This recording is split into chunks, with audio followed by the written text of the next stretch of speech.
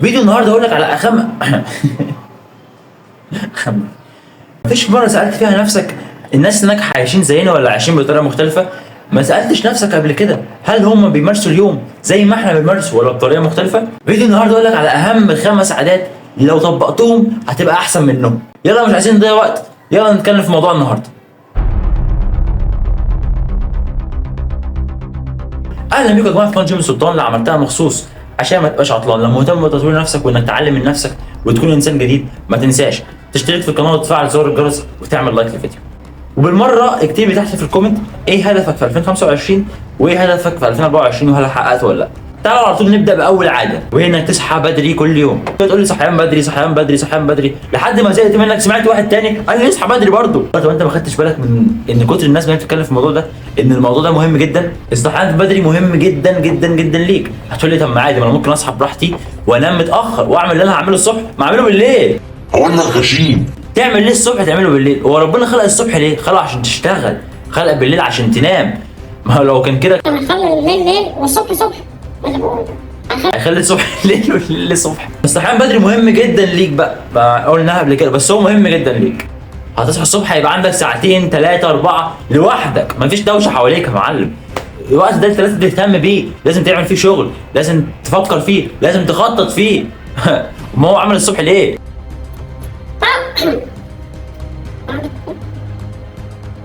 تاني عادة وهي القراية كتير بقى. ايه يا عم، انت اصحى الصبح كوبايه الشاي بقى والشيشه بقى هقول لك غشيم برضه. ما بقولكش اقرا اخبار ولا بقول لك اقرا فلان اتجوز مين ولا طلق مين ولا مش عايزين الكلام ده كله، ده ما يلزمناش. ما انا لو اقول لك اقرا ده اقول لك افتح فيسبوك وخلاص.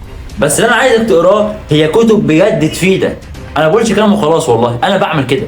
استثمر وقتك بدل ما تفتح انستجرام، بدل ما تفتح فيسبوك، بدل ما تفتح تيك توك. انا ما بقولكش اقفلهم ما تفتحهمش، افتحهم بس ليهم وقت. انما وقت الصبح ده انا عايزك تقرا فيه على الاقل 10 صفح من كتاب تطوير الذات، كتاب اداره الفلوس، كتاب اداره الوقت، كتاب العلاقات، كتاب بالثقه بالنفس.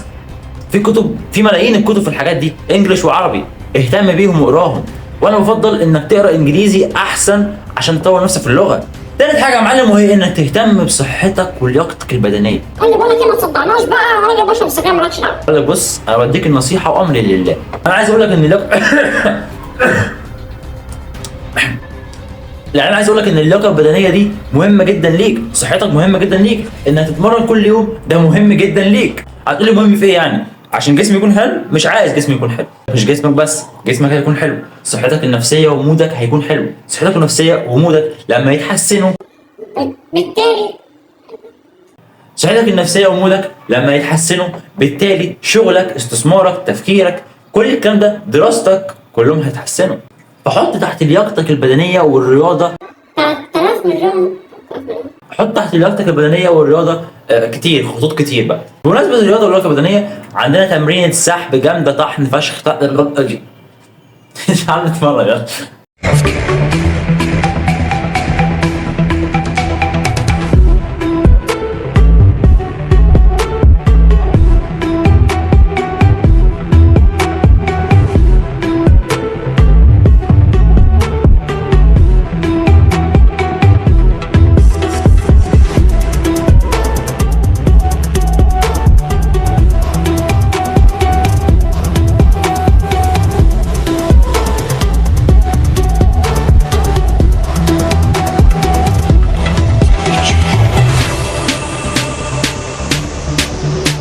رابع حاجه بقى يا معلم وهي انك تدير فلوسك. انا معيش فلوس اصلا اقول لك، وانا كمان حتى لو فلوسك قليله او انت مثلا بتشتغل وبيخش لك قبض كل شهر، فلازم الفلوس اللي تجيلك تهتم بيها، تشوف هتصرف فين، هتروح فين، هتيجي منين.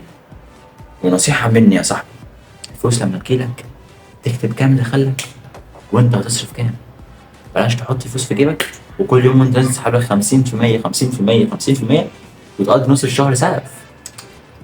استثمر الاول او حوش الاول وبعد كده اصرف. حوش الاول وبعد كده اصرف.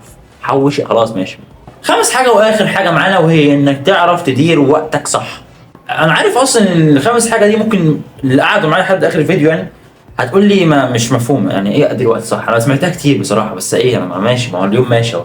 اقول لك بص يا معلم، اداره الوقت دي اللي بيعرف يعملها بجد واللي بيعرف يهتم بيها بجد ده برنس. اقسم بالله ده بص خد بص والله تعديك بص بحبك. لو عرفت تدي قلت وقتك صح، فانت كده انت عديت كل اللي فات ده كله، كل اللي انا الاربع نقط اللي انا قلتهم هتعملهم. فهي اهم حاجه هي الوقت، انك تدير وقتك. وقتك في جزء منه في يومك للصلاه، في جزء منه في يومك لقرايه القران، في جزء منه في يومك للرياضه، جزء منه في يومك للقرايه، جزء منه في يومك لكل اللي انا قلته. فالوقت ده اكتر ثروه اهم من الفلوس. اقول لك على حاجه، الوقت ده اهم من الفلوس، لان الوقت ده انت لو ديرته صح هو اللي هيجيب لك الفلوس. فالوقت انت لو حسيت بقيمته وقدرته صح هتعرف اللي انا بقوله ده. بس كده معانا ده الفيديو بتاع النهارده. ما تنساش تعمل لايك للفيديو وتشترك في القناه وتفعل زر الجرس وتقول لي في الكومنت تحت هل الفيديو عجبك ولا لا، وتقول لي انت عايز نعمل فيديوهات ايه قدام، هل هكمل بنفس المسيره ولا اغيرها. زي ما بقول لك دايما انسى اللي فاتك وخلي سلطان حياتك. حبوا بعض.